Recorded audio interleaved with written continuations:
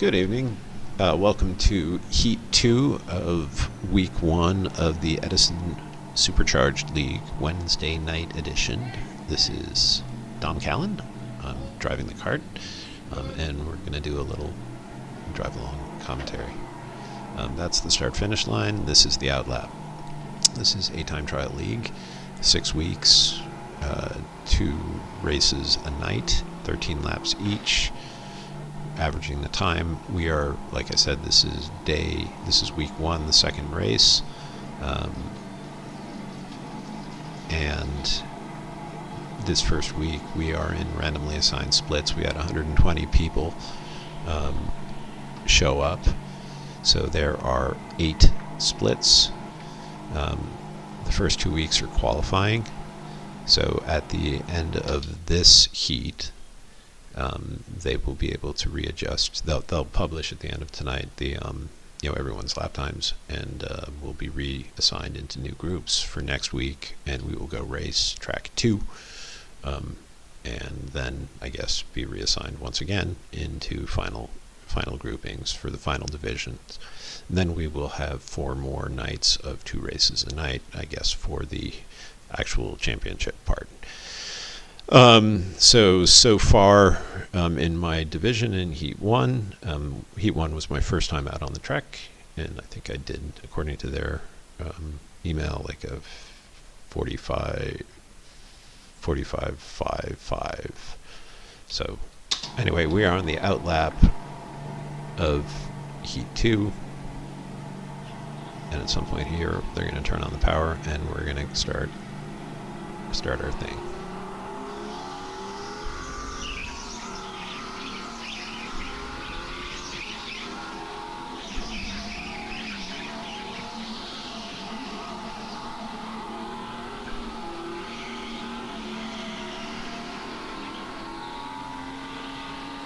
Alright, so this is the final fast bit with the final turn and start finish. Boom.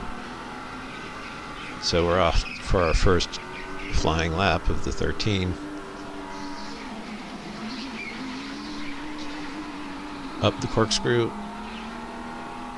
Gonna go around the first sweeper. Set up for the double apex, tight left here. Somebody in front of me goes very, very wide, which means I'll be on them very soon. We're holding it tight to the apexes. He goes wide. I have to brake. Go around him. Get a good head of speed. Go over the dip here, which is, I think, the funnest part of the track because it's kind of dark. And then around that apex over lap 1. So 46.43.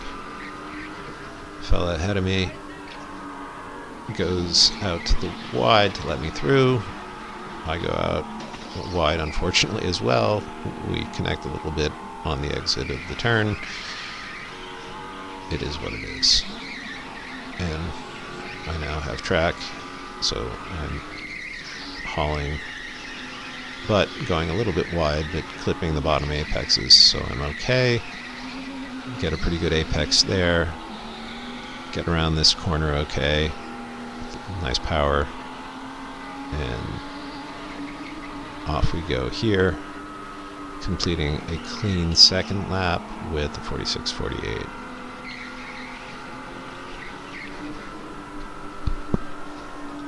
Alright, this turn, a lot of people will take the entrance too wide. What I've noticed, I have only, like I said, started driving this track literally this day, and this is my 16th lap. However, it seems pretty clear to me that the best way to deal with this turn is to hold the inside and basically get the cart down there ASAP and ride that line up. This shortens the travel up the turn. The wider you are, the longer the distance. There is a ton of rubber that has built up here, and the cart will catch it and kind of hold it. I'm not sure if I'm braking at all here. I don't think I am. I think I'm literally just carrying momentum, coming in under the rubber, then letting the rubber act as a backstop and catch the cart. and up the hill you go, which allows you to spit right out there, straight line it here, zoom around this corner, and I'm it's too wide there, but anyway, you get the point. Here, I think this one is a matter of making sure that you do not go too wide in the exuberant and fun part. You know, when you're doing that clipping of the apexes, you really need to get down to each of those apexes, 1, 2, 3, 4, and then make sure that you get down to the bottom one as well. Fast direction change here. That's all throttle modulation, no braking. All right, I got blue flag to let Alex through. I go wide to let Alex through. He overdoes it. It completely blows the turn. Unfortunately, we have a slow start to lap 3. Or lap 4. So that was lap 3 with unfortunately, I think it was a 48 because of that. But no worries. Alex and I now have the opportunity to go race together. Alex is a friend of mine from other racing series, so we know each other. And sometimes Alex beats me, sometimes I beat him. Such is the way in rental racing. So we come up upon some more traffic. Now I'm going to pause for a moment here and explain what is going on and why this is such a mess. Like I explained before, in this series, they throw out blue flags. When you see a blue flag, you are supposed to get offline. That is why I jumped offline. Let the other guy through. First, you have to see the blue flag to react to it. There are many, many problems, but the number one problem is most of us who race regularly expect that the normal rules apply generally in racing, which is it's the responsibility of the fast guy to get around the slow guy safely. We expect the slow guy to remain on the racing line. We expect them to basically to race hard, do their thing. We are looking for an opportunity. Normally what we'll do is we'll get on the butt of someone and ride right on them until they make a mistake and use that as an opportunity to go under them. If it's getting late in a race and the slow guy's getting in your way, you're going to maybe push them into corners a little bit deeper than their comfort level, but totally, fairly, just to tell them, hey, it's time to go faster or just to move out of the way. So in this scenario, what ends up happening is everyone's trying to be helpful and everyone's trying to do the right thing. So the other person is saying, oh, somebody's behind me, I got to get out of the way. So by the time you figure out there's somebody behind you without a flag, it's very hard in these electric carts because they don't have the engine noise that gas carts have. So you don't feel this wave of sound behind you. So you have no idea somebody's there until you see a flag or they stick a nose in or something. So they try to get out of the way, then the other person who's trying to get around them, then zigs into them, and then it just turns into a mess. So what you're going to see is that. Off we go. All right. So now that was, I think, like 47.66, compromised. Now the flagger's yelling at this guy to get out of the way. Alex is trying to go around the outside. He was trying to get out of the way. And now taps Alex on the outside, so then Alex changes course and then tries to go the other way. And now the guy isn't trying to cut Alex off. There's just absolutely no communication. Anyway, so the guy there tries to move out of the way, and Alex simultaneously is diving down to go under him and ends up punting him. Which, problem solved. But if we had just driven under the normal rules of you guys to stay online and we'll get around you, or move you politely and well. Okay, so that was compromise 49.39. Now we've got clear track and we're going to make the best of it for a little bit. Up the hill, like I mentioned, holding the inside tightly, gets a really good tractor pull almost, like it just feels like you're really digging in. Not good there, but I managed to not kiss wall. Managed to hold the apex. Hold. Hold. Good. Yep. I'm happy-ish with that. Looks like I managed the power well. That turn back there is really round. I'll pause before the next one. Okay, 45.87.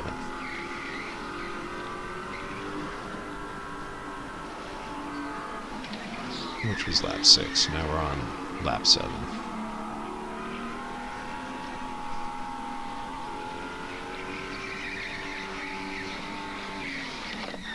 My next session, I'm going to try to be better about not letting myself get too wide into those blue and white stripes on the exit of that sweeper.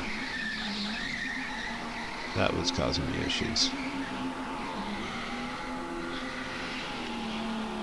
That's such an interesting turn. Alright, this is the funnest one ever, right there. Roll it 45.94 lap 7, going into lap 8. So good start there. We have a pretty decent run up the hill.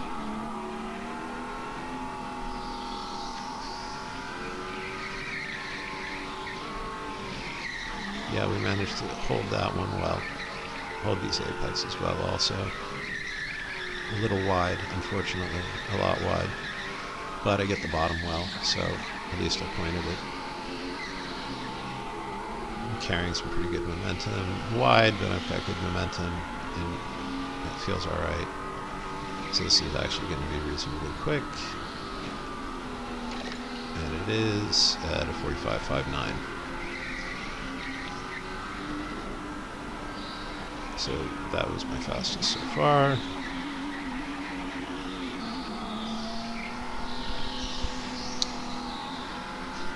I can see up ahead of me, Alex has found more traffic, so things are going to get interesting. I'm closing really fast, which means things are not going well. Alex tries around the outside, no good.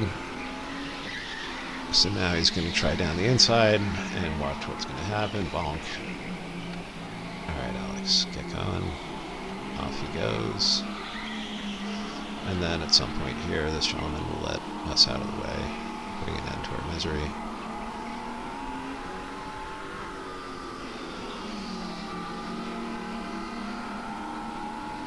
I think that compromises that line, that lap.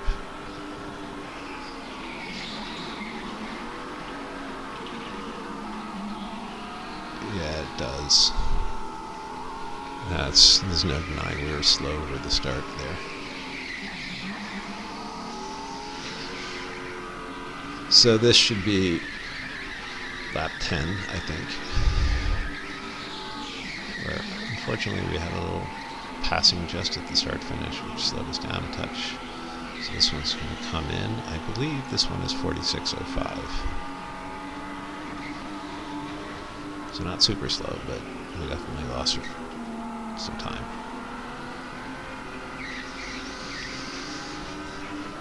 Alright, now we're off to the races. We have clear track. I get a really good apex there. The fact that I hit it didn't seem to matter there. It actually seemed to help me stay in the track. What you don't want is when you hit it and it pushes you out. Again, holding the line really tight, trying not to let the car drift wide, which I do there, but I get it down. So I guess that's alright. And that's alright. Here is so tricky. You have to throttle your way carefully through there. Anyways, like I was saying, the power band on the cart is really linear. And the torque on an electric cart is really strong, and since this is tuned up to speed 4, it's even stronger. So you're very much right foot driving. The left foot isn't very much in play. The braking is very subtle, and the turn that I was talking about, you're driving through a lot of these turns, not braking. You're reducing throttle in lieu of braking, and then getting back on gas, and that's where this gets tricky, right? Because engine braking is kind of cool, but it's not as fast as, say, hitting a brake to reduce speed. So it may well turn out that there's going to be turns here where you're going to be best going in really, really fast, really, really, really deep, and then doing some quick late braking, and then getting off the brakes really fast. And turning, that might work better in some turns. But for right now, we're, since these are the earliest laps on the track, we're just kind of trying to roll momentum as much as possible. And, here and there I'm playing with brakes, but it is a time trial, so I am not doing anything that, is too weird.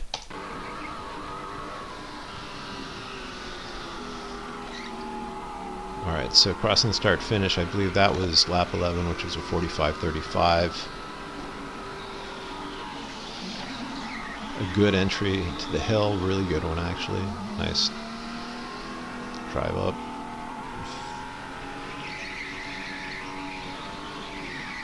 Managed to not run into the wall there over and over again. Tight, nice and close. A little bit drifting out there, but all right. Okay, I'll take it. And I'll take that as well. I don't think there was any significant harm done from that, but that might have slowed me down just a touch getting around him. And 45.56, so a little bit off pace. So yeah, I might have lost a tenth or two to that. Hard to say.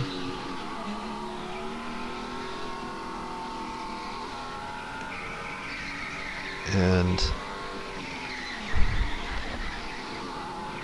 we're just trying to keep it as close to the apexes as we can and really pushing here. So I believe this is my last lap.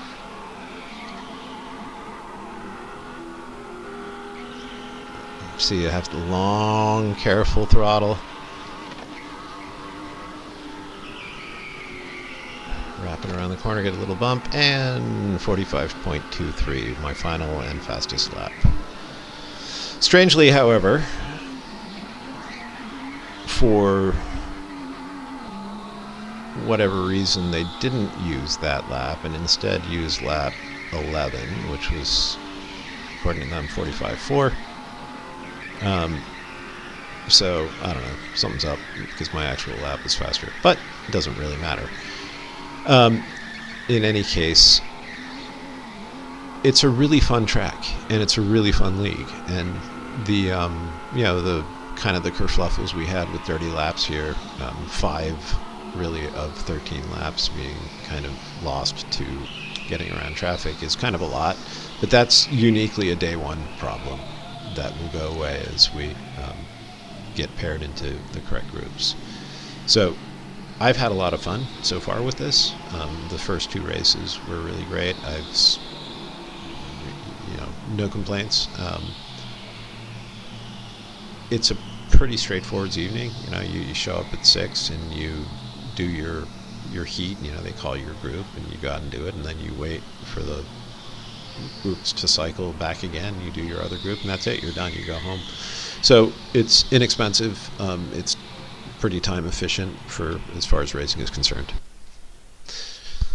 So anyway, good stuff. Hope you enjoyed it.